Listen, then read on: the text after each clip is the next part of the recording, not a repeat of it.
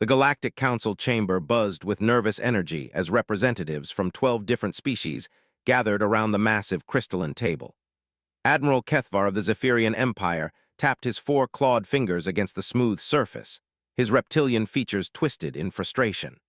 The holographic display floating above the table showed a three-dimensional map of the contested Outer Rim territories, where red markers indicated the advancing forces of the Void Collective. "The situation grows worse each day," Kethvar announced, his voice carrying the authority of someone who had commanded fleets for over 2 centuries. "The Collective has taken 7 more systems in the past month. Their biomechanical ships adapt to our weapons faster than we can develop new ones." Ambassador Zelani of the Aquatic Federation rippled her translucent fins in agreement. Her species had evolved in the deep oceans of Nereid Prime, and their natural ability to sense electromagnetic fields made them excellent strategists. "Our combined fleets have lost 30% of their strength. The Collective's ability to assimilate our technology and turn it against us is unprecedented." The massive form of General Throck shifted in his specialized chair, designed to accommodate his rock-like Titan physiology.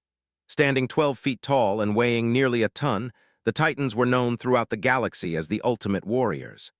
Their stone-hard skin could deflect most energy weapons, and their strength was legendary. Yet even Throck's booming voice carried a note of uncertainty. "My people have fought in the front lines for 6 months," he rumbled, each word like grinding boulders. "The Collective learns from every battle. They take our fallen warriors and turn them into those things, abominations that know our tactics, our weaknesses." The silence that followed was broken by a soft chime. A new hologram materialized at the far end of the table, displaying the image of a bipedal creature that most of the assembled beings had never seen before. The figure stood roughly 6 feet tall, with pale skin, dark hair, and wearing what appeared to be a simple military uniform. "Greetings, honored representatives," the human said, his voice calm and measured. "I am Captain Marcus Chen of the Terran Defense Force. I apologize for the delay in our arrival." Kethvar's scaled brow ridge raised in surprise. "Terran, I am not familiar with your species. From which sector do you hail?" "The Sol system, Admiral. We've been keeping to ourselves until recently. Our exploratory vessels detected the widespread conflict and determined that an intervention might be necessary." A ripple of what might have been amusement passed through the assembled delegates. Ambassador Yith of the Crystalline Confederation, whose silicon-based form gleamed under the chamber's lights, spoke with the musical tone characteristic of her people. "With respect, Captain Chen, this is a war beyond anything your Sol system might have experienced. The Void Collective has consumed entire civilizations. Their ships number in the millions, each one a fusion of organic and mechanical technology that grows stronger with every victory." Captain Chen nodded politely. "I understand your concerns, Ambassador. However, my government has reviewed the tactical data you've transmitted. We believe we can offer assistance." General Throck's laugh sounded like an avalanche. "No offense intended, human, but you appear to be fragile. Your species lacks natural armor, enhanced strength, or any of the biological advantages necessary for this conflict. Perhaps you should evacuate your system before the Collective reaches it." "That's a generous offer, General," Chen replied without taking offense. "But humans have a different perspective on warfare. We don't rely solely on natural advantages." The Zephyrian Admiral leaned forward, his reptilian eyes studying the human carefully. Something about the creature's calm demeanor in the face of such overwhelming odds intrigued him. In his long military career, Kethvar had learned to recognize the difference between bravado and genuine confidence. "What exactly are you proposing, Captain?" "My fleet is currently positioned 3 light-years from the primary collective staging area in the Helix Nebula. We're prepared to engage their forward elements and buy your forces time to regroup." The chamber erupted in concerned voices. Ambassador Zelani's aquatic form shimmered with distress. "Captain, you clearly don't understand the magnitude of what you're suggesting. The Collective's forward elements consist of over 50,000 vessels. Our combined fleets barely manage to slow them down." "How many ships do you command?" asked Yith, her crystalline form ringing with harmonics that indicated deep concern. Captain Chen paused for a moment, as if calculating. 237 vessels, Ambassador." The silence that followed was deafening. Even by the generous standards of galactic warfare, this was not just suicide. It was so far beyond hopeless that it bordered on madness. Kethvar was the first to recover his composure. Captain Chen, while we appreciate your species' courage, 200 ships against 50,000 is not a battle, it's an execution. Perhaps we could arrange for your fleet to assist in evacuation efforts instead. Admiral, with respect, we didn't come here to evacuate. We came here to fight. General Throck stood to his full imposing height. Despite his respect for courage, he couldn't allow an entire species to commit suicide based on ignorance. Human, I have fought the collective for longer than your species has likely had space travel. Their bioships repair themselves mid-battle. They learn and adapt to new weapons within minutes. They turn the dead against the living. What could your small fleet possibly do that our combined might could not? Captain Chen's expression remained unchanged, but something in his eyes suggested depths that the assembled beings hadn't yet recognized. General, you mentioned that the collective learns from every battle, that they adapt to new weapons and tactics. Has anyone considered that this might also be a weakness? How so? Kethvar found himself genuinely curious about the human's reasoning. Adaptation requires observation and analysis. The collective has spent months fighting your fleets, learning your technologies, understanding your tactics. They've built their entire strategy around countering known galactic warfare principles. Ambassador Zelani's fins rippled with confusion. And you believe your tactics are somehow different? Ambassador, our tactics aren't just different, they're completely alien to everything the collective has encountered. We've studied the battle recordings you transmitted. Every engagement follows predictable patterns: long-range bombardments with energy weapons, coordinated fleet movements, shield-based defensive strategies. The collective has mastered countering all of these approaches. Yith's crystalline form chimed with skepticism. Are you suggesting that your species has developed superior weapons technology in isolation? Not superior, Ambassador. Different. Human warfare evolved under unique circumstances. We've spent millennia fighting ourselves with limited resources on a single planet. We learned to be creative. The way the human pronounced creative sent an unexpected chill through several of the assembled representatives, though none could quite explain why. General Throck crossed his massive arms. Creativity will not stop biomechanical ships that repair themselves faster than you can damage them. Perhaps not, General, but creativity might find ways to turn their strengths against them. You mentioned that they assimilate your technology and use it against you. What if someone gave them technology designed to be assimilated? The implications of that statement slowly sank in around the table. Kethvar's reptilian features shifted into what might have been recognition of a dangerous idea. You're talking about sabotage on a scale that would require sacrificing your own vessels. Admiral, humans have been using sacrifice plays for thousands of years. We call it acceptable losses in pursuit of strategic objectives. Sometimes you have to lose battles to win wars. Ambassador Zelani's form shimmered with what her species displayed when confronted with something they didn't understand. Captain Chen, your proposal appears to be based on the assumption that your species is expendable. Surely your government doesn't view your lives so casually. Not casually, Ambassador, but pragmatically. Every human volunteer for this mission understood the odds. We've been monitoring your conflict for 8 months. We've seen entire civilizations consumed. We've watched the collective grow stronger with every victory. At some point, someone has to be willing to try something different. The humans' calm acceptance of probable death unsettled the gathering more than any display of bravado could have. These were beings from warrior cultures, aquatic hunters, crystalline beings who had fought for millennia to establish their place in the galaxy. Yet none of them had encountered anything quite like human pragmatism in the face of overwhelming odds. General Throck studied the human captain with new interest. You spoke of giving the collective technology designed to be assimilated. What did you have in mind? Captain Chen smiled for the first time during the conversation, and somehow that expression was more unsettling than his previous stoicism.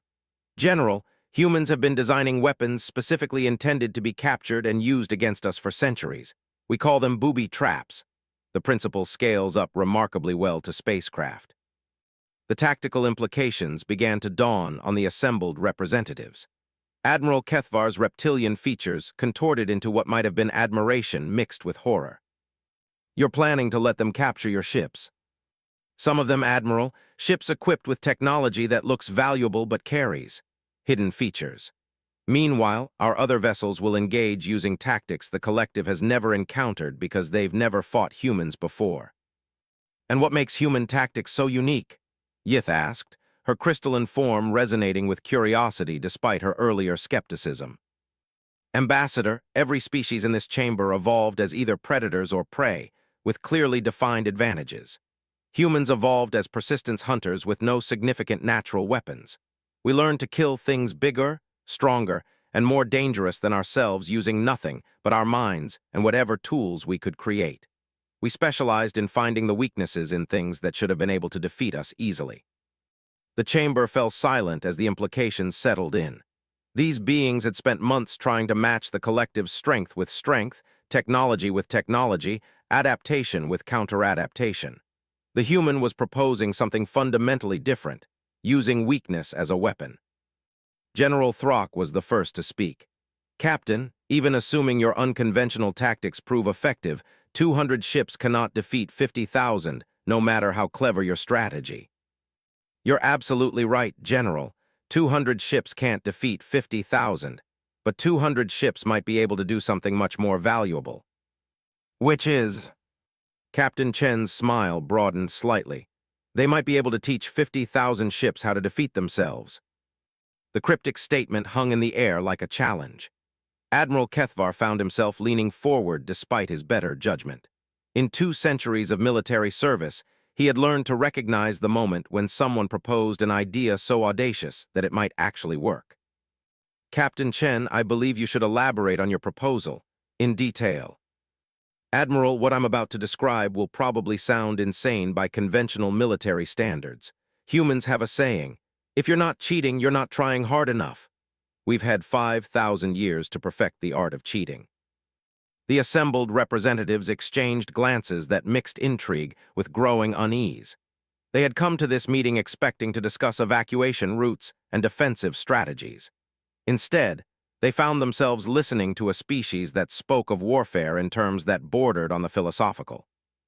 Ambassador Zelani's aquatic form rippled with nervous energy.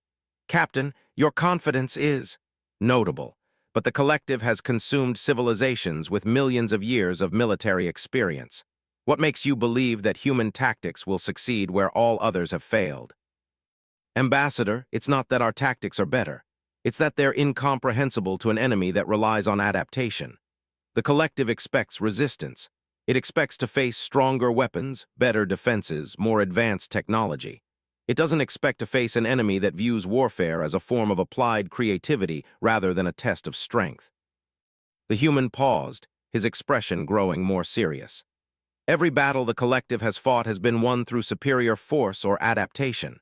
They've never faced an enemy that deliberately appears weaker than it is, that offers tempting targets specifically designed to be captured, that treats defeat as a tactical maneuver rather than a failure. General Throck's massive form shifted with what might have been anticipation. Despite his earlier skepticism, the human's approach reminded him of something from his own species' ancient history, the old stories of stone warriors who defeated far superior forces through cunning rather than strength. Captain Chen, assuming we agree to this unconventional approach, what support would you require from our fleets? Honestly, General, the best thing you could do would be to stay out of our way. Human tactics work best when the enemy's attention is focused entirely on us. We need the collective to believe that we're their primary threat. The audacity of the statement left the chamber speechless. This creature, representing a species unknown to most of galactic civilization, was proposing to single-handedly engage the most dangerous enemy any of them had ever faced, and was asking them not to interfere. Admiral Kethvar's reptilian features displayed a mixture of respect and disbelief. Captain, you're asking us to allow an unknown species to face certain destruction while we observe from a safe distance. That goes against everything our alliance stands for. Admiral, what our alliance stands for is the survival of free civilizations. If conventional tactics could achieve that goal, you wouldn't need human intervention. Sometimes survival requires accepting help from unexpected sources, even when that help comes with conditions you find uncomfortable. The truth of that statement resonated through the chamber. For months, their combined fleets had achieved nothing but managed retreats. Planets had fallen. Entire species had been consumed. Pride and conventional military thinking had proven inadequate against an enemy that turned their own strengths against them. Captain Chen continued, his voice maintaining its calm, reasonable tone. Gentlemen, ladies, honored representatives, you have a choice to make. You can continue fighting the war the way you've been fighting it with predictable results, or you can trust a species you've never heard of to try something that sounds impossible. And if your tactics fail? Asked Yith, her crystalline form ringing with harmonics that indicated deep concern. Then you'll have lost 200 human ships and gained valuable intelligence about our approach for your tactical databases. Either way, you'll be no worse off than you are now. The logic was unassailable, which somehow made it more unsettling. The human spoke of his species' potential extinction with the same casual tone most beings use to discuss lunch plans. Admiral Kethvar made a decision that he would later describe as either the most brilliant or most foolish of his long career. Captain Chen, the Galactic Alliance will provide you with real-time intelligence updates and tactical support coordination. When do you plan to begin your unconventional engagement? Admiral, my fleet has been moving into position throughout this conversation. We'll engage the collective's forward elements in approximately 6 hours. The chamber erupted in surprised voices. General Throck's booming laugh echoed off the walls. You arrogant little creature, you were already committed to this course before you asked for our approval. Captain Chen's smile returned. General, humans have another saying, it's easier to ask forgiveness than permission. But in this case, I thought it might be polite to let you know what was about to happen. Despite everything, Admiral Kethvar found himself developing a grudging respect for the human captain's approach. In a war where conventional thinking had proven disastrously inadequate, perhaps it was time to embrace the unconventional. Captain Chen, I wish you and your people good hunting. We'll monitor your engagement and stand ready to assist if opportunities arise. Thank you, Admiral. Just remember, if what you're about to witness looks like a disaster, give it time. Human tactics often appear to be failing right up until the moment they succeed.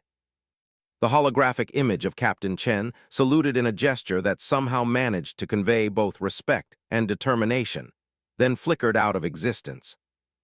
The assembled representatives sat in contemplative silence, each processing what they had just witnessed in their own way.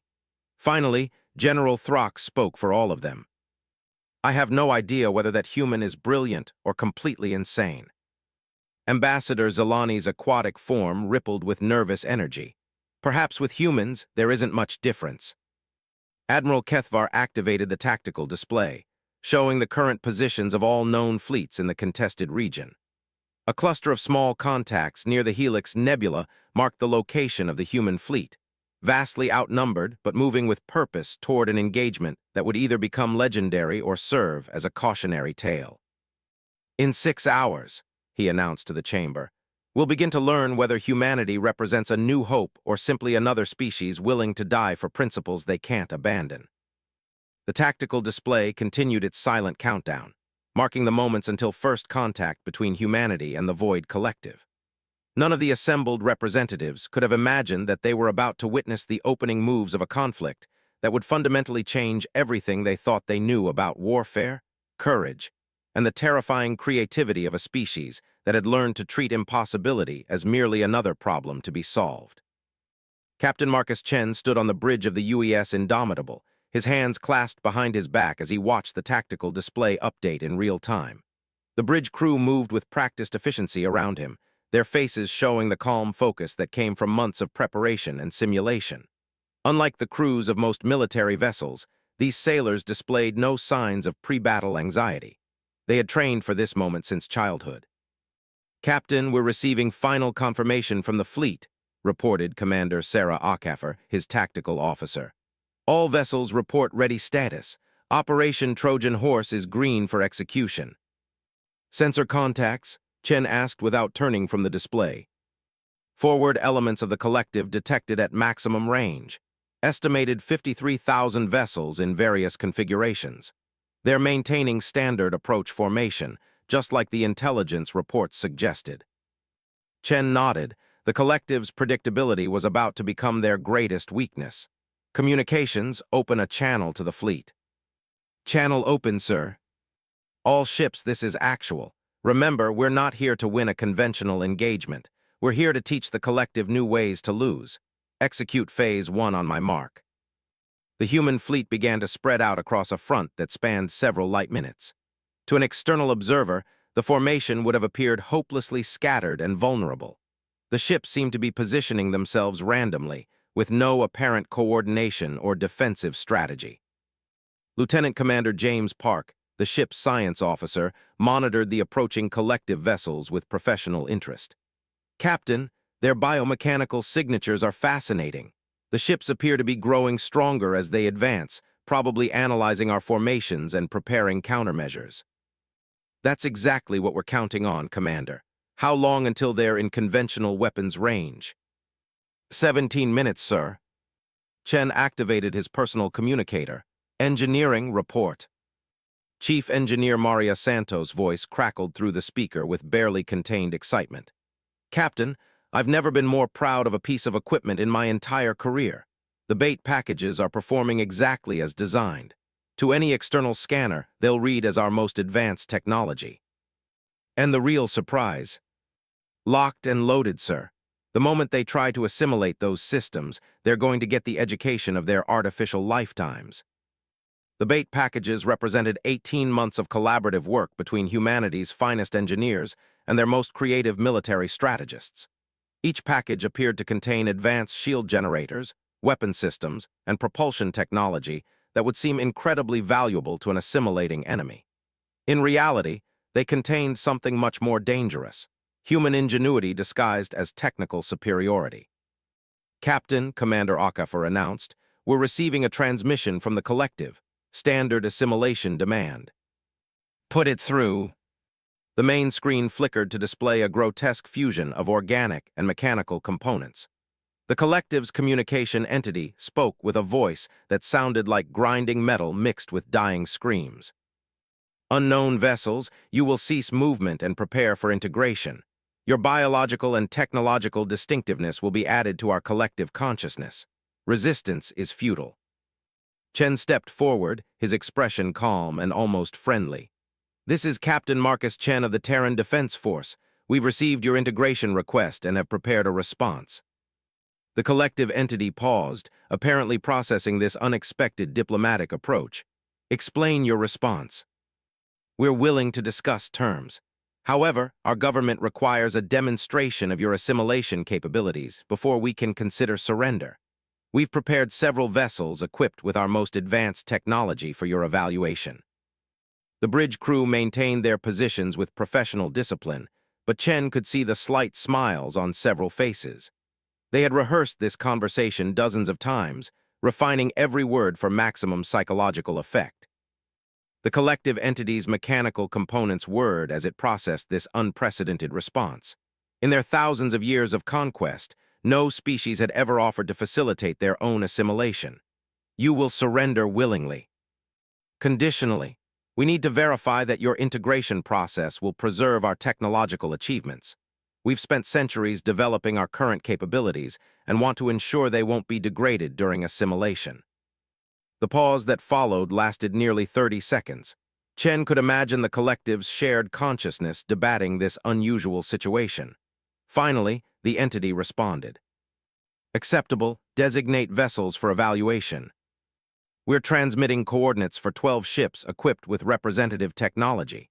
Please feel free to analyze and assimilate their systems as thoroughly as you wish. Chen cut the transmission and turned to his crew. Phase 1 is complete. Now we see if they take the bait. The tactical display showed 12 human vessels breaking formation and moving toward the collective fleet with their weapons powered down and shields lowered. To the collective, they must have appeared to be exactly what they claimed: advanced technology being offered for evaluation. What the collective couldn't detect was that each of those vessels contained technology specifically designed to be assimilated. Human engineers had spent months creating systems that would appear sophisticated while concealing their true purpose. The shield generators would seem to offer protection while actually creating vulnerabilities. The weapons would appear powerful while containing critical flaws. The propulsion systems would seem efficient while harboring catastrophic instabilities. "Captain, the collective is deploying assimilation tendrils toward our bait ships," reported Commander Okafor. "They're taking them completely intact, just as we hoped." Time to integration. Based on previous observations, approximately 8 minutes for initial technology absorption, 15 minutes for full system integration. Chen nodded and activated the fleet channel again. "All ships, Phase 2 commences in 10 minutes. Remember, the goal is not to destroy the collective vessels that assimilate our bait ships. We want them to spread those systems throughout their fleet before we spring the surprise." Lieutenant Commander Park looked up from his sensors with evident fascination. "Captain, I'm detecting massive data exchanges within the collective fleet. They're sharing information about our technology at an incredible rate." "How fast?" "Faster than our most optimistic projections. They're essentially broadcasting our advanced systems to every vessel in their formation. Within 20 minutes, half their fleet will have integrated some version of our bait technology." Chen allowed himself a small smile. "Outstanding. That's exactly what we hoped would happen." The beauty of the human strategy lay in its exploitation of the collective's greatest strength. Their ability to rapidly share technological advances across their entire fleet made them incredibly adaptable and dangerous. But that same capability could be turned against them if someone fed them technology designed to fail at a crucial moment. "Captain, we're receiving priority communications from several Galactic Alliance observers," reported the communications officer. "They're concerned about our tactical approach." "I'm sure they are. Put Admiral Kethvar through." The reptilian admiral's holographic image appeared beside the captain's chair, his scaled features showing barely controlled anxiety. "Captain Chen, our sensors show that you've surrendered 12 vessels to the enemy without firing a shot. Are you certain this is part of your strategy?" "Admiral, in human warfare, apparent surrender is sometimes the first step toward victory. We call it giving them enough rope to hang themselves." "Captain, the collective has just increased their apparent capabilities by integrating your technology. How does that improve our situation?" Chen's expression grew more serious. "Admiral, in approximately 7 minutes, you're going to understand why humans have survived every extinction-level event our planet has ever faced. We specialize in turning apparent weakness into devastating strength." The Admiral's image flickered as he consulted with his staff. "Captain, our tactical computers show that the collective fleet has grown significantly more dangerous. They're incorporating human technology across their entire formation." "Perfect. The more of our technology they integrate, the more complete their eventual failure will be." Before the Admiral could respond, Commander Okafor announced, "Captain, Phase 2 timeline is confirmed. Collective integration is proceeding exactly as modeled. Their fleet-wide upgrades are nearly complete." Chen turned back to Kethvar's image. "Admiral, I recommend that you move your observation vessels to a safe distance. What you're about to witness may violate several laws of physics that your scientists consider fundamental." "Captain Chen, what exactly have you done?" "Admiral, we've given the collective something they've never encountered before. Technology specifically designed to exceed its operational parameters when pushed beyond safe limits. And we've made sure they'll want to push it beyond safe limits." The tactical display showed the collective fleet completing its integration process. Ships that had been dangerous before now appeared nearly invincible, their biomechanical hulls enhanced with what seemed to be advanced human technology. Energy readings throughout their formation had increased dramatically. "Captain, they're hailing us again," announced the communications officer. "Put them through." The collective entity reappeared on the main screen, but something had changed. Its mechanical components moved more smoothly, and its organic elements seemed more vigorous. "Human vessels, your technology has been evaluated and found acceptable. Integration will now proceed. Prepare for assimilation." "I'm afraid there's been a change in our situation," Chen replied politely. "After reviewing our options, we've decided that assimilation doesn't align with our current strategic objectives. We'll be declining your generous offer." The entity's response came with mechanical certainty.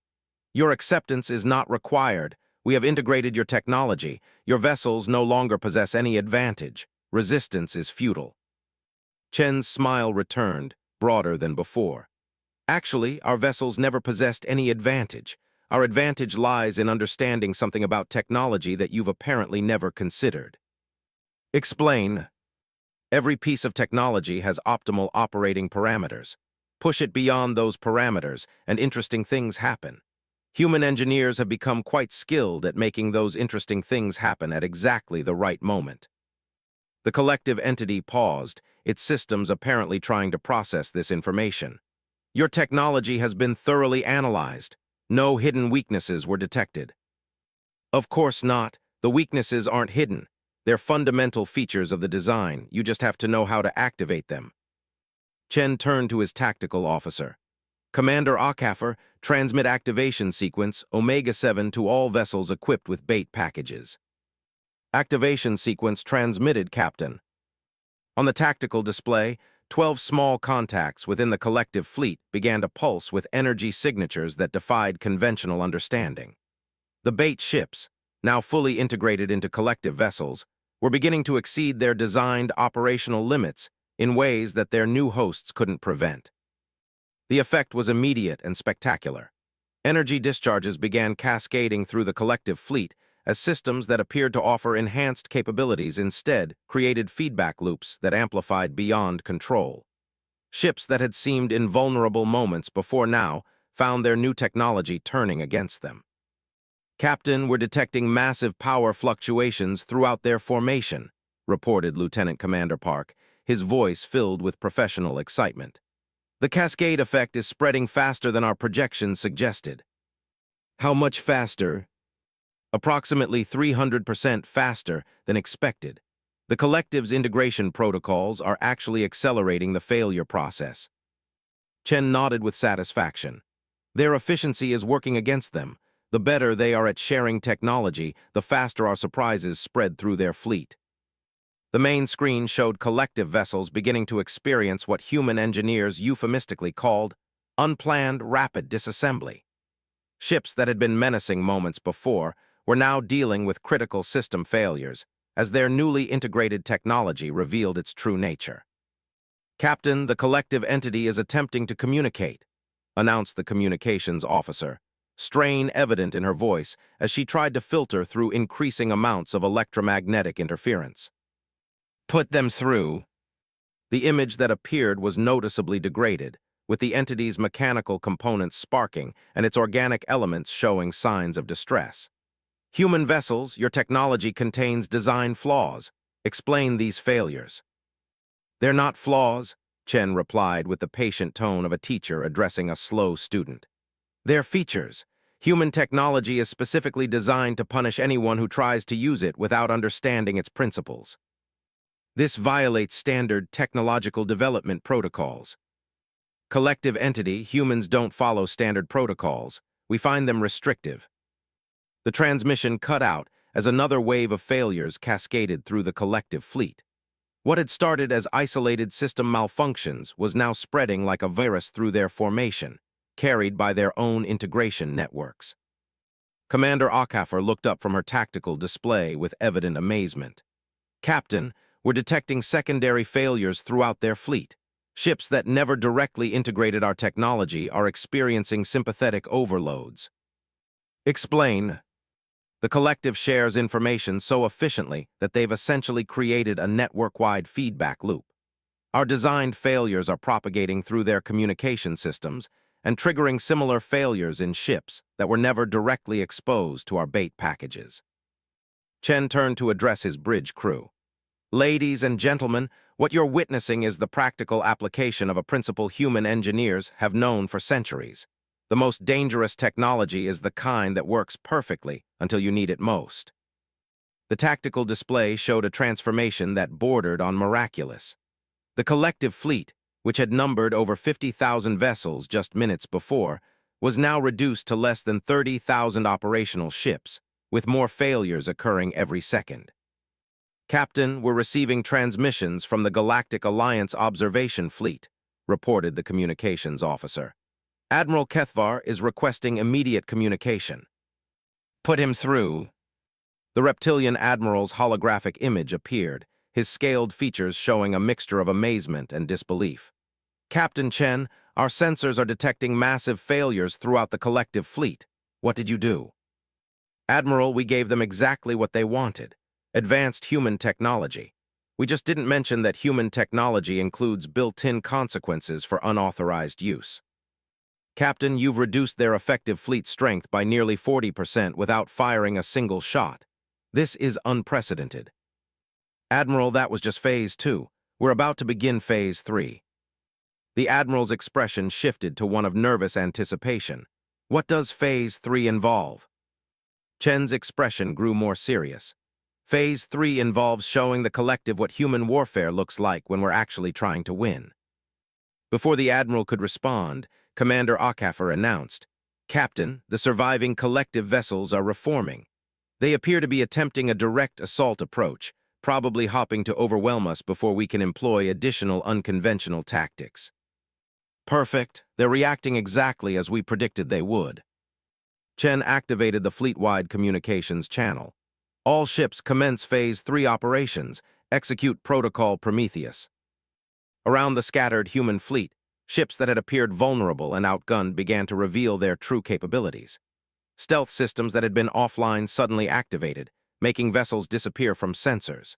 Weapons that had seemed primitive powered up with energy signatures that defied conventional understanding. Most disturbing of all, the humans began to move in coordinated patterns that suggested a level of tactical sophistication that none of the observing species had suspected. Admiral, Chen said to Kethvar's increasingly amazed image, you're about to learn why every predator species on Earth learned to fear creatures that appeared to be harmless prey.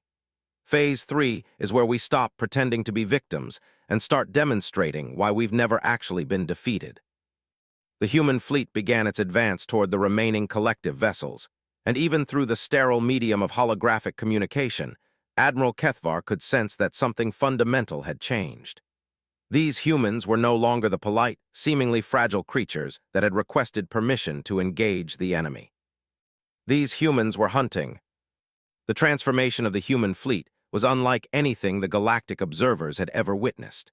Ships that moments before had seemed scattered and vulnerable now moved with predatory precision that made veteran military commanders reconsider everything they thought they knew about tactics.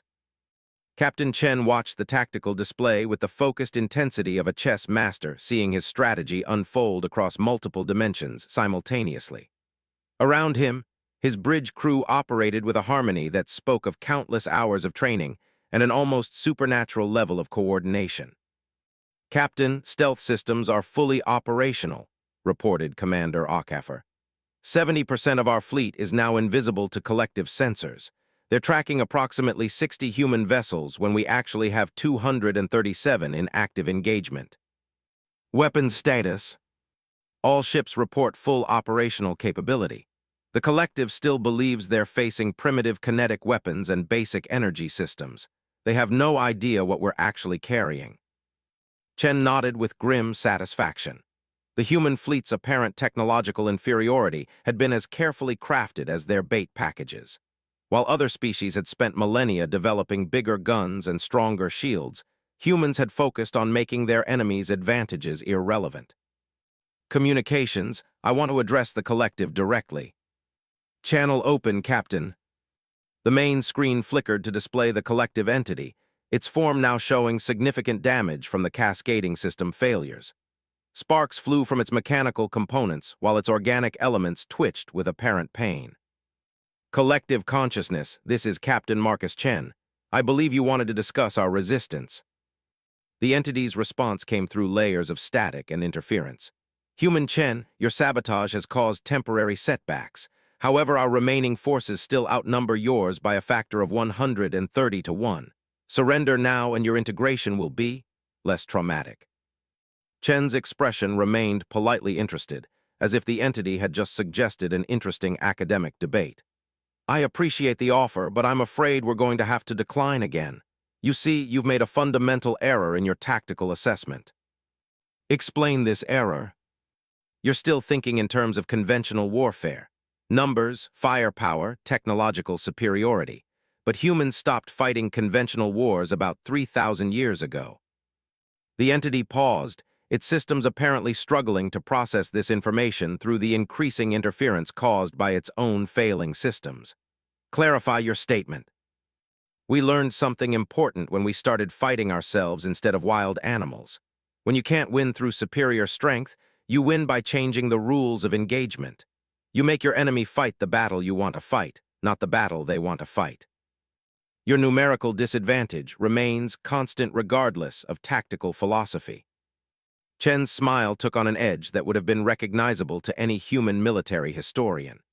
It was the expression worn by commanders who had just realized their enemy had walked into a trap so perfectly designed that escape was no longer possible. Collective consciousness, you've been fighting galactic civilizations for thousands of years. How many of those civilizations had experience fighting guerrilla warfare? Guerrilla warfare is ineffective against overwhelming numerical and technological superiority. Really? Commander Akafer, please show our friend what human guerrilla warfare looks like when applied to space combat. The tactical display shifted to show the true positions of the human fleet. Instead of the scattered formation the collective had been tracking, the humans had used their stealth capabilities to create a three-dimensional web around the enemy formation. Collective ships that believed themselves to be pursuing retreating humans were actually surrounded by vessels they couldn't detect. Fascinating, Chen continued conversationally. For the past 20 minutes, you've been chasing phantoms while my actual fleet has been moving into optimal firing positions. You've been so focused on the ships you could see that you never wondered about the ones you couldn't. The entity's mechanical components began spinning faster, apparently attempting to compensate for the tactical blindness caused by human stealth technology. Our sensors detect no additional vessels. Of course they don't. Human stealth technology wasn't designed to hide from sensors. It was designed to make sensors lie about what they're actually detecting. Chen turned to his weapons officer. Lieutenant Rodriguez, please demonstrate the difference between what the collective thinks we're carrying and what we're actually carrying. Gladly, Captain. Targeting solution locked on the collective flagship. Firing Prometheus Package Alpha. What emerged from the UES Indomitable was not the primitive kinetic projectile or basic energy beam that the collective expected. Instead, a stream of what appeared to be ordinary metal slugs crossed the distance between the fleets in a matter of seconds. The collective flagship's defense systems, calibrated to stop the energy weapons and missiles used by galactic civilizations, paid little attention to such crude ammunition. The impact was anything but crude. Each projectile contained a microscopic fusion reactor designed to achieve critical mass upon penetration of the target's hull. The resulting explosions didn't just damage the collective vessel. They created a chain reaction that propagated through the ship's biomechanical systems like a cancer.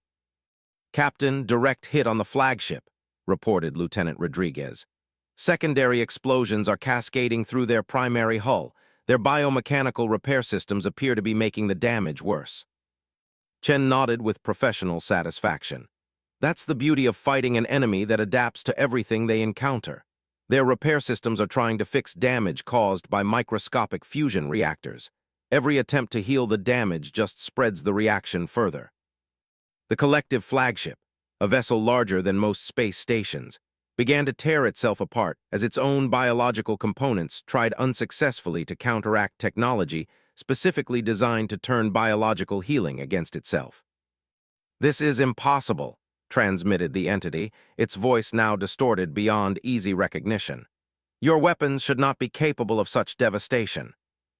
"You're absolutely right. By conventional standards, they shouldn't be. But humans stopped being bound by conventional standards sometime around the point we figured out how to split atoms. We've had a very long time to think about creative ways to apply physics." Around the battlefield, similar scenes were playing out as the human fleet revealed the true nature of their arsenal. Ships that had seemed to carry primitive weapons were actually equipped with devices that exploited fundamental properties of matter and energy in ways that defied traditional defensive thinking. Commander Akafer looked up from her tactical display with evident amazement. "Captain, the collective fleet is attempting to retreat. They're trying to disengage from combat." "Are they now? How interesting. Computer, execute containment protocol Omega." Throughout the human fleet, Ships that had been engaged in conventional combat suddenly shifted to a completely different operational mode. Instead of pursuing the retreating collective vessels, they began deploying devices that created localized distortions in space-time itself. "What are you doing?" demanded the entity, its transmission now barely comprehensible through the interference. "We're demonstrating another uniquely human military principle," Chen replied calmly. "When you commit to a battle, you commit completely. We call it scorched earth. If we can't have something, we make sure nobody else can have it either." The space around the battlefield began to warp as human technology created artificial gravity wells and temporal distortion fields. What had been open space moments before now became a maze of physical impossibilities that made faster-than-light travel catastrophically dangerous. "Captain, containment field is stabilizing," reported Lieutenant Commander Park. "The collective fleet is effectively trapped within a sphere of distorted spacetime approximately 2 light hours in diameter. Any attempt to achieve FTL velocity within that space will result in immediate destruction." Chen turned back to the image of the increasingly desperate collective entity. "Now then, where were we?" "Oh yes, you were explaining how numerical superiority makes resistance futile. Human Chen, your tactics violate the accepted principles of interstellar warfare. You are employing weapons of mass destruction in direct combat." "Actually, we're employing weapons of localized reality alteration. The mass destruction is just a side effect. And as for accepted principles of warfare," Chen paused, his expression growing cold. "We never accepted those principles. Humans have been fighting dirty for 50,000 years. We're very, very good at it." The tactical display showed the full extent of the human trap. What remained of the collective fleet was now contained within a region of space where the normal rules of physics had been temporarily suspended. Escape was impossible, reinforcements couldn't arrive, and the humans could engage at will while remaining safely outside the containment field. "Captain, we're receiving communications from Admiral Kethvar," announced the communications officer. "Put him through." The reptilian admiral's holographic image appeared, his scaled features showing a mixture of awe and something that might have been fear. "Captain Chen, our long-range sensors are detecting massive gravitational anomalies around the battle zone. What exactly have you done?" "Admiral, we've created a localized pocket of controlled spacetime where normal physical laws are negotiable. It's a technique we developed for mining operations in dangerous regions of space." "Captain, you've trapped nearly 30,000 enemy vessels in what appears to be an artificial black hole."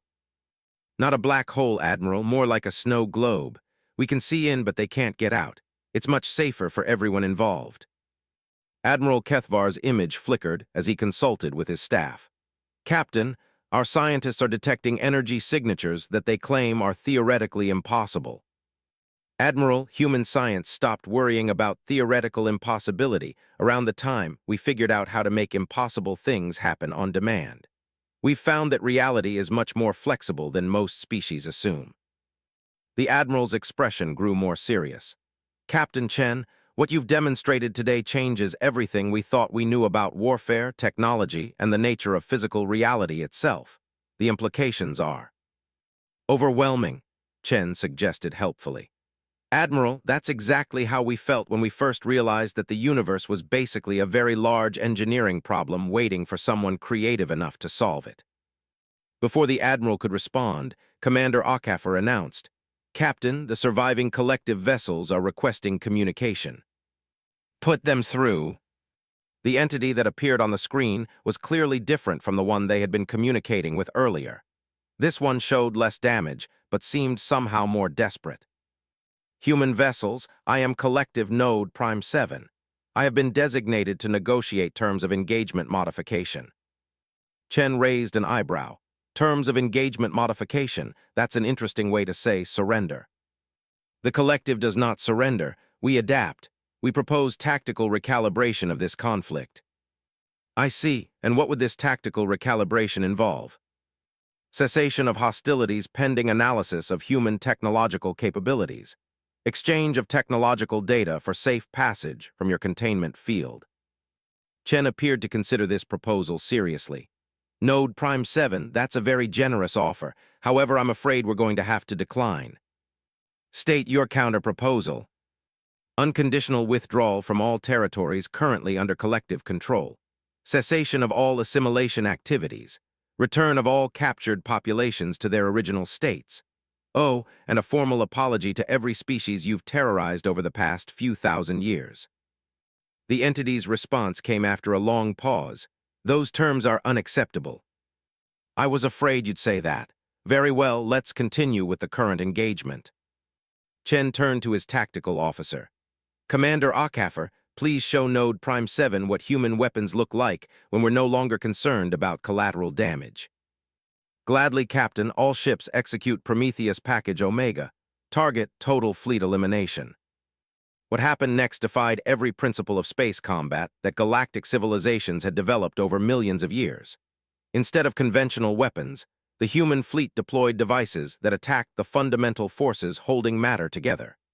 Ships that had survived direct nuclear strikes began to simply cease existing as human technology unraveled the bonds between their component atoms. This is not warfare, transmitted Node Prime 7, its voice filled with something that might have been panic. This is reality manipulation on a scale that violates cosmic law. Node Prime 7, humans have been violating cosmic law since we figured out how to make fire. We've always specialized in doing things that should be impossible. The only difference now is that we have better tools. The tactical display showed the systematic elimination of the remaining collective fleet, as human weapons proved that the universe's apparently immutable laws were actually more like suggestions that could be ignored with sufficient engineering skill. Admiral Kethvar's voice crackled through the communication system. Captain Chen, you're not just defeating the collective. You're demonstrating that everything we thought we knew about the nature of reality is wrong. Chen turned toward the Admiral's image with an expression of polite interest. Admiral, reality isn't wrong. It's just more flexible than most species realize. Humans have always been good at bending rules until they break in our favor. Captain, what happens now?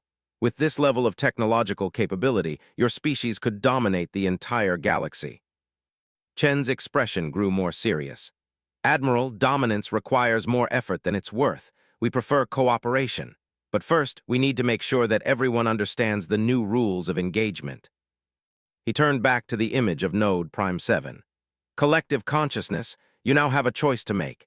You can accept our terms and learn to coexist peacefully with the free species of this galaxy. Or you can continue to resist and discover what human warfare looks like when we stop being polite about it. The entity's response came after the longest pause yet. State your final terms. Chen smiled, and for the first time since the engagement began, it was a genuinely warm expression. Node Prime 7, our final terms are very simple. Leave everyone alone, and we'll leave you alone. Continue trying to assimilate unwilling populations, and we'll demonstrate that human creativity has no practical limits when applied to permanent problem-solving. The implications of that statement settled over the battlefield like a gravitational field, bending everything toward a single, inescapable conclusion. The age of collective dominance was over.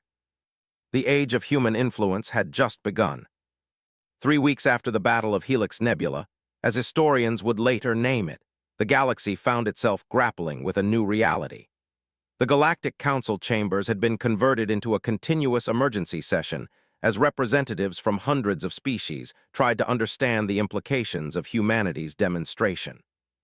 Admiral Kethvar stood before a holographic display showing the aftermath of the human engagement with the Void Collective. What had once been a region of space, dominated by 53,000 enemy vessels, was now a carefully maintained exclusion zone where human technology continued to monitor compliance with the newly established terms.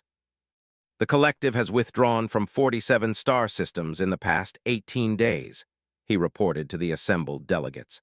Their biomechanical ships have been observed releasing captured populations at the edge of each system before departing. Human vessels have verified that the released beings are unharmed and retain their original memories. Ambassador Zelani of the Aquatic Federation rippled with nervous energy. Admiral, what guarantee do we have that the collective won't simply regroup and attack again once they've developed countermeasures to human technology?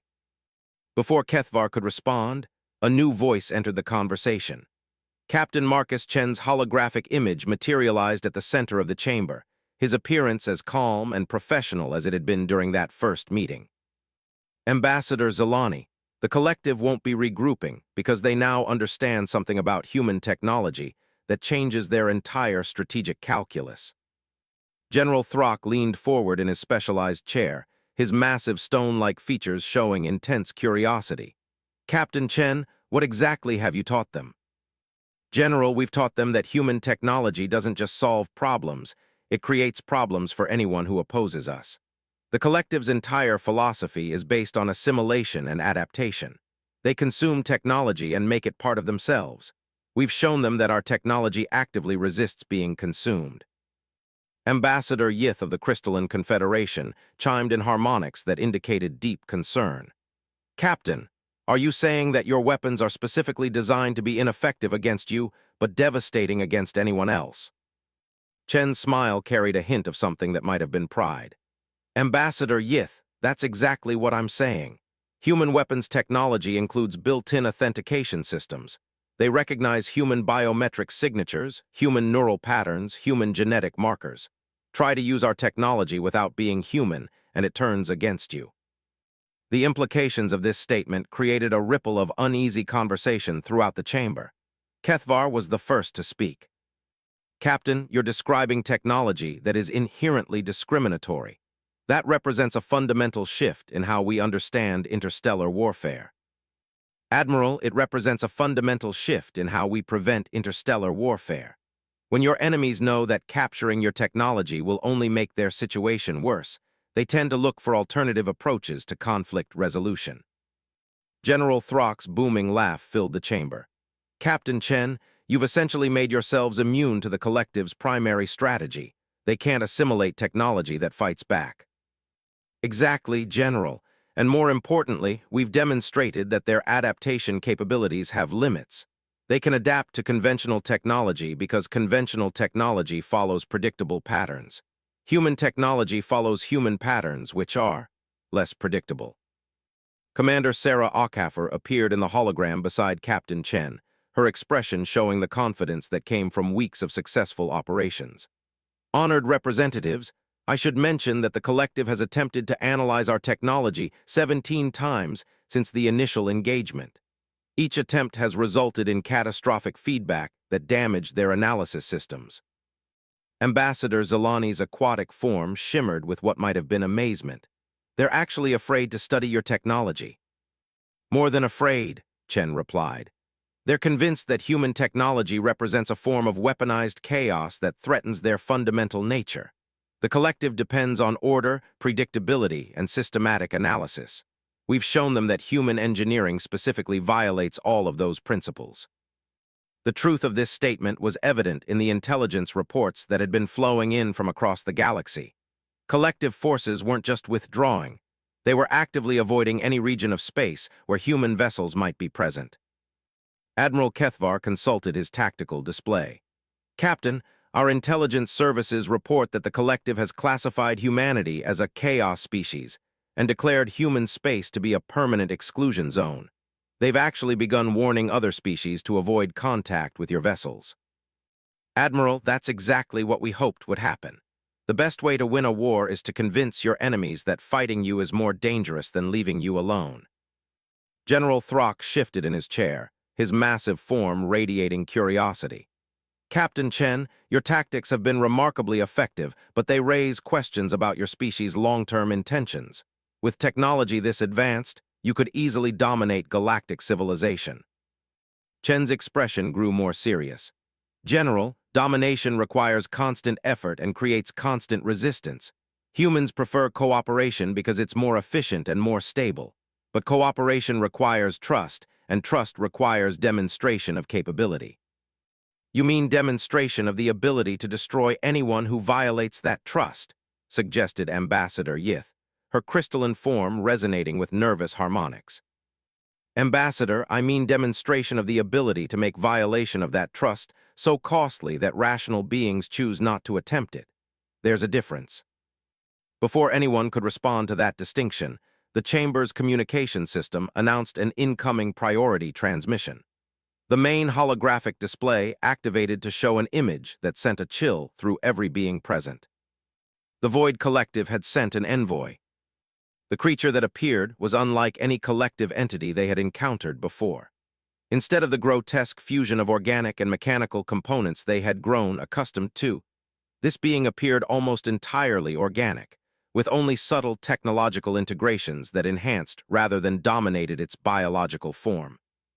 Galactic representatives, the entity spoke with a voice that sounded almost natural. I am Collective Node Alpha One. I have been designated to communicate on behalf of the unified consciousness. Captain Chen stepped forward in the hologram, his expression politely interested. Node Alpha One, this is an unexpected development. The collective doesn't typically engage in diplomatic communication. Captain Chen of the human species, recent events have required adaptation of our communication protocols. The consciousness has determined that direct negotiation is preferable to continued conflict. Admiral Kethvar found his voice first. Node Alpha One, are you saying that the collective is requesting formal diplomatic relations? Admiral Kethvar, the consciousness is acknowledging that forcible integration of galactic populations is no longer a viable strategic option. We propose alternative approaches to coexistence. The chamber fell silent as the assembled representatives processed this unprecedented development. The Void Collective, which had terrorized the galaxy for thousands of years, was essentially admitting defeat and asking for peace talks. General Throck's voice carried a note of disbelief. Node Alpha One, the collective has never demonstrated interest in coexistence.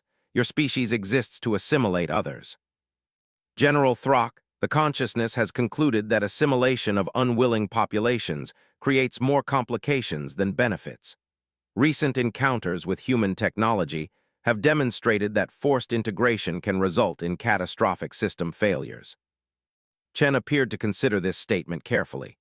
Node Alpha One, are you saying that the collective is willing to abandon assimilation entirely? Captain Chen, the consciousness proposes modified integration protocols. Species that voluntarily request technological enhancement would be accommodated. Forced integration would cease. Ambassador Zelani's aquatic form rippled with cautious hope. Node Alpha One, what guarantees can you provide that the collective will honor such an agreement? Ambassador Zelani, the consciousness offers the following guarantee. Continued violation of voluntary integration protocols would result in renewed conflict with human forces. The consciousness has determined that such conflict would result in total system failure. The bluntness of this admission created another wave of surprised conversation throughout the chamber. The collective wasn't offering guarantees based on honor or principle. They were offering guarantees based on fear of human retaliation. Captain Chen nodded with apparent satisfaction. Node Alpha One, your honesty is refreshing. However, voluntary integration protocols would need to include very specific safeguards to ensure that consent is truly informed and freely given. State your requirements, Captain Chen. First, any species requesting integration must have access to complete information about the process and its consequences. Second, integration must be reversible upon request. Third, integrated beings must retain the ability to leave collective space at any time. Fourth, the collective must provide regular proof that these conditions are being met.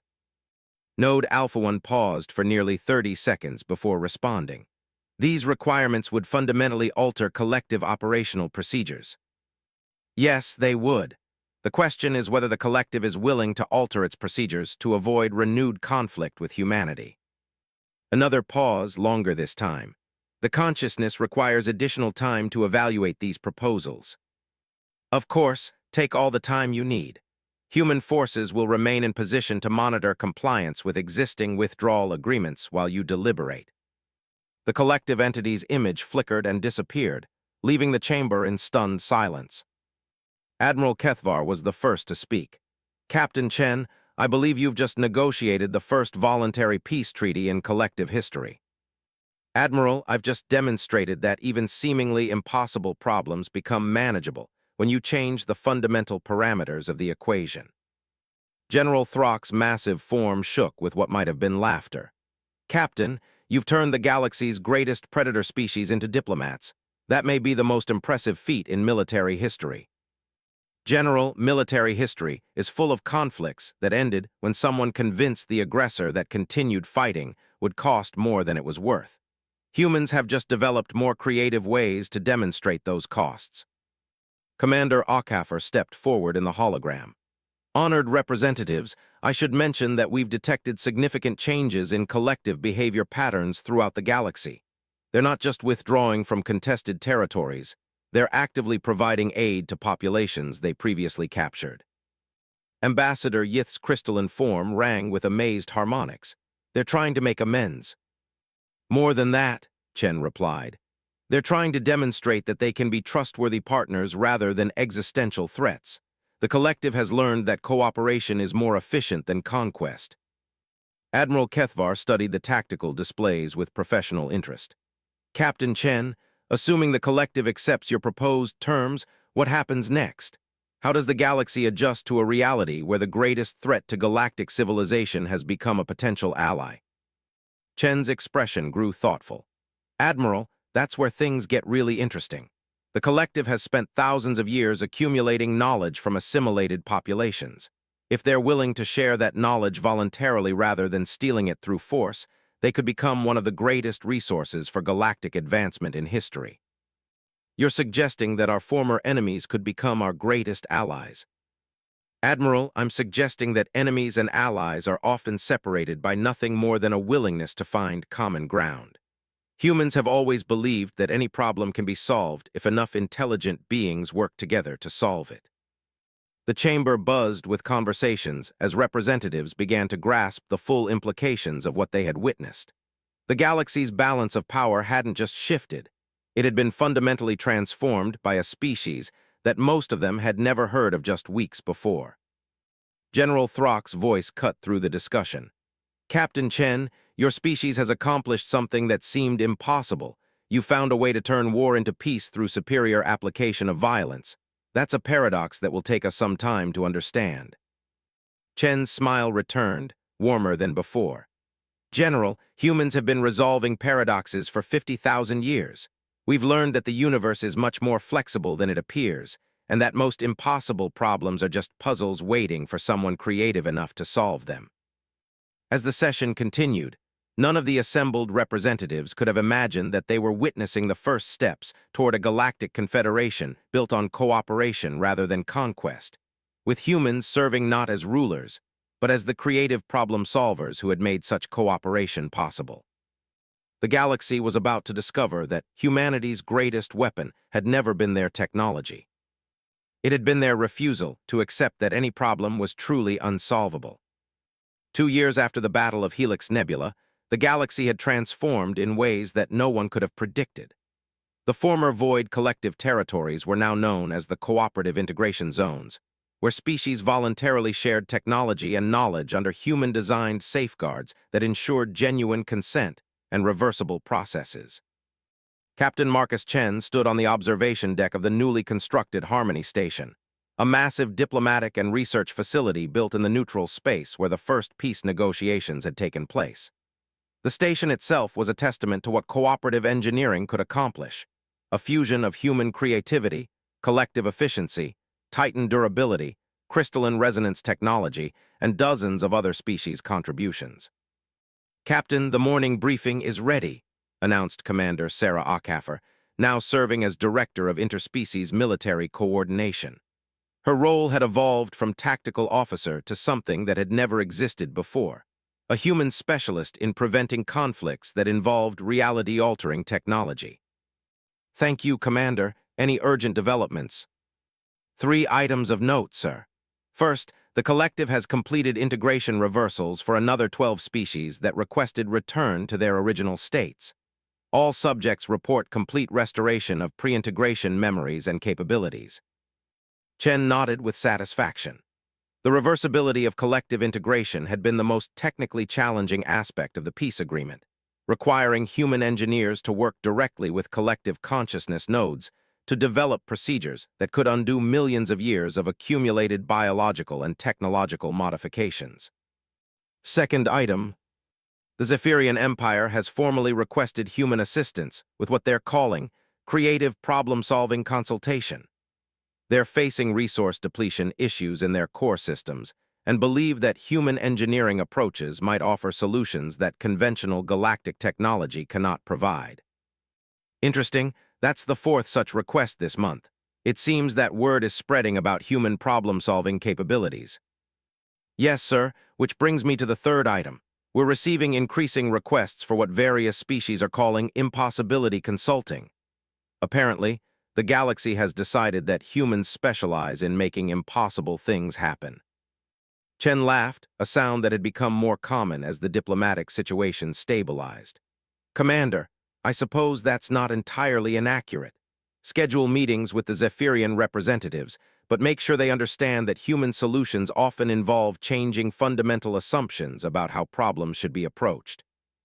Before Commander Akafer could respond, the station's communication system activated with an incoming priority transmission. The holographic display materialized to show Admiral Kethvar, his reptilian features now carrying the confident expression of someone who had helped negotiate the most successful peace treaty in galactic history. Captain Chen, I hope you're prepared for some remarkable news. Admiral, given our recent history, I've learned to prepare for remarkable developments on a daily basis. What's happening? Captain, we've just received confirmation that the Andromeda contact protocol has been successful. Our deep space monitoring stations have detected incoming vessels from the Andromeda galaxy.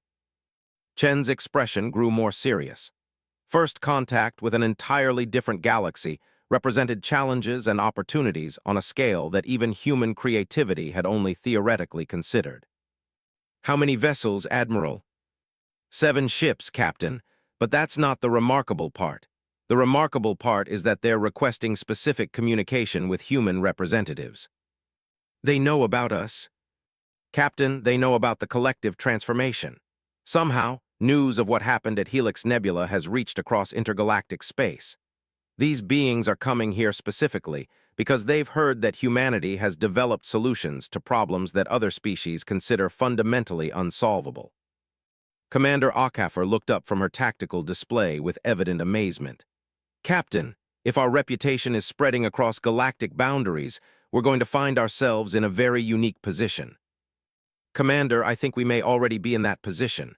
Admiral, what do we know about these Andromedan vessels? Very little, Captain. Their technology appears to be completely different from anything in our galactic databases. However, their initial communications suggest that they're facing some form of existential threat that requires creative solutions. Chen turned to gaze out at the stars visible through the observation deck's transparent aluminum windows. In the distance, he could see collective bioships working alongside Titan construction vessels and crystalline communication arrays, all coordinating to build research facilities that would have been impossible without interspecies cooperation. Admiral, it appears that humanity's role in the galaxy is continuing to evolve. Schedule a full diplomatic meeting with the Andromedan representatives. And Admiral. Yes, Captain. Make sure our entire diplomatic team understands that we're not just representing humanity anymore.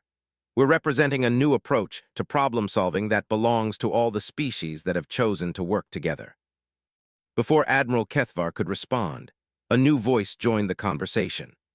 Node Alpha 1 of the former Void Collective materialized in holographic form, its appearance now almost entirely organic, except for subtle technological integrations that enhanced rather than dominated its biological nature. Captain Chen, the consciousness has detected the Andromedan approach and wishes to offer assistance in establishing communication protocols. Node Alpha 1, your offer is appreciated. What has the consciousness learned about these visitors? Captain, preliminary analysis suggests that the Andromedan vessels carry refugees from a galaxy-spanning conflict. Their technology indicates a level of advancement comparable to peak collective capabilities, but their social structures appear to have collapsed under the pressure of constant warfare. Chen considered this information carefully. Are you saying that they've come here seeking asylum? More than asylum, Captain. They appear to be seeking solutions to problems that have made their entire galaxy uninhabitable.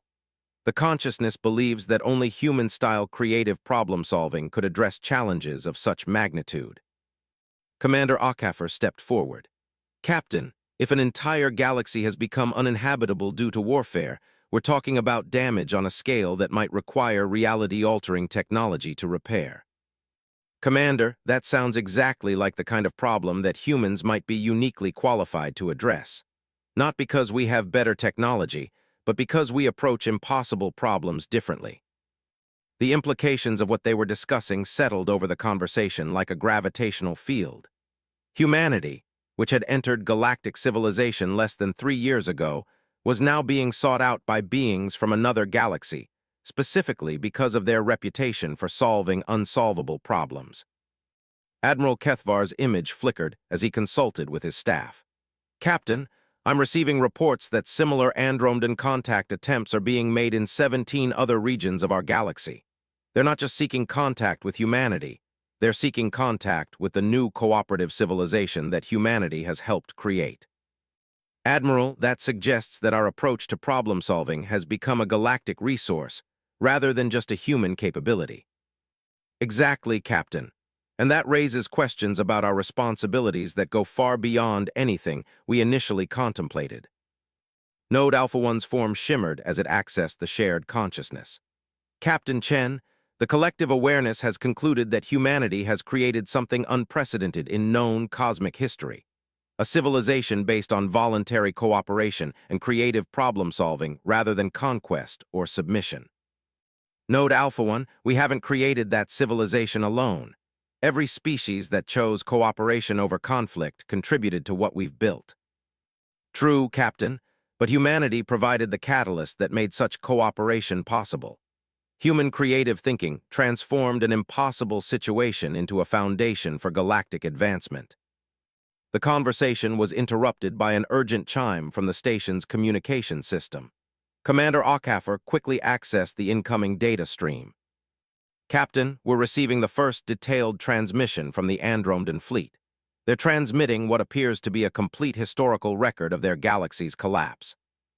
Put it through to the main display. The holographic projection that appeared showed a galaxy consumed by conflicts that defied conventional understanding. Entire star systems had been reduced to uninhabitable zones, where the laws of physics had been fundamentally altered by weapons that made human reality manipulation technology seem primitive by comparison. Captain, Commander Ockhaffer reported with evident awe, they've been fighting a war that has literally broken space-time across vast regions of their galaxy. Faster-than-light travel is impossible in most of their territory because the underlying structure of reality has been damaged. Chen studied the images with the focused intensity that his crew had learned to associate with human problem-solving mode. Commander, show me the progression of the damage over time. The display shifted to show a time-lapse visualization of galactic destruction spanning millions of years. What became clear was that the Andromedan civilization had developed weapons capable of damaging reality itself, but had never developed the philosophical frameworks necessary to use such power responsibly. Node Alpha 1, has the consciousness analyzed these records? Yes, Captain. The consciousness concludes that the Andromedan species achieved technological transcendence without achieving social transcendence. They developed the ability to manipulate fundamental forces without developing the wisdom to use that ability constructively. Admiral Kethvar's image leaned forward with intense interest. Captain Chen, are you suggesting that the Andromedans need more than technological assistance, that they need to learn new approaches to civilization itself? Admiral, I'm suggesting that they need to learn what we've learned here, that the most powerful technology is worthless without the cooperation and wisdom necessary to use it responsibly. Commander Ockhaffer looked up from her analysis of the Andromedan data. Captain, if we're going to help repair damage on this scale, we'll need to coordinate resources from every species in our cooperative civilization. This isn't just a human problem or even a galactic problem. This is a cosmic-scale engineering challenge. Commander, that sounds like exactly the kind of challenge that might require the best creative thinking that multiple galaxies can provide. The scope of what they were contemplating would have been overwhelming to any individual species, but the cooperative civilization that had grown from humanity's initial intervention was no longer limited by the capabilities of any single species. It represented a fusion of creative approaches that had never existed before in cosmic history. Admiral Kethvar, Chen said, Please begin coordination with all member species for what I believe will be the largest cooperative engineering project ever attempted. We're going to help the Andromedans repair their galaxy. Captain, are you certain that such a project is possible? Chen smiled with an expression that had become familiar to everyone who worked with humans. It was the smile of someone who had been asked whether the impossible could be made possible, and who had learned that impossibility was just another engineering constraint to be overcome. Admiral, 3 years ago, you asked whether 200 human ships could defeat 50,000 collective vessels. Today, former collective nodes are working alongside former enemies to build research stations that expand our understanding of reality itself. I've learned that the right question isn't,